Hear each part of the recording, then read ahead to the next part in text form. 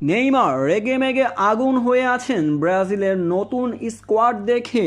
এটা কোনো স্কোয়াড হলো নাকি, নেইমারের এমনটাই বক্তব্য। 2026 সালের বাছাই পর্বের ম্যাচের জন্য কোচ ডরিবাল জুনিয়র ব্রাজিলের স্কোয়াড ঘোষণা করেছেন। যেই স্কোয়াডকে ভক্ত সমর্থকরা এবারের ব্রাজিলের বাজে স্কোয়াড হিসেবে বিবেচনা করছেন, কারণ এই স্কোয়াডে নেই নেইমার, ক্যাসিমেরো, রিচার্লিসন, গাব্রিয়েল জেসুসদের মতো খেলোয়াড়রা। এত অভিজ্ঞ খেলোয়াড়দের বাদ দিয়ে কেনই বা ব্রাজিলের কোচ দল ঘোষণা করলেন? সেপ্টেম্বরে দুটি ম্যাচ খেলবে ব্রাজিল দল, যেখানে তাদের প্রতিপক্ষ ইকুয়েডর ও প্যারাগুয়ে। প্রতিপক্ষকে দুর্বল দল ভেবে এমন স্কোয়াড ঘোষণা করেছেন ব্রাজিলের কোচ। সেটা কি আর হয়? 2026 সালের বিশ্বকাপের বাছাই পর্বের জন্য ব্রাজিলের প্রত্যেকটি ম্যাচই গুরুত্বপূর্ণ।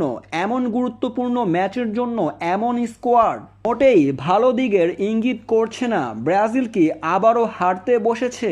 নেইমার এবার এই স্কোয়াড নিয়ে মুখ খুলেছেন। তিনি ক্ষিপ্ত জানিয়েছেন, তিনি বলেছেন, নিঃসন্দেহে এই স্কোয়াড খুবই বাজে। ব্রাজিলের এখন দরকার টিম কম্বিনেশন, যেখানে বারবারই হারছে ব্রাজিল। এটার জন্য আমার মতে কোচের এই স্কোয়াড ঘোষণায় আমি পরিপূর্ণ সন্তুষ্ট নয়। এমন স্কোয়াড নিয়ে কিভাবে ব্রাজিল দল ইকুয়েডর ও প্যারাগুয়ের বিপক্ষে মাঠে নামবে?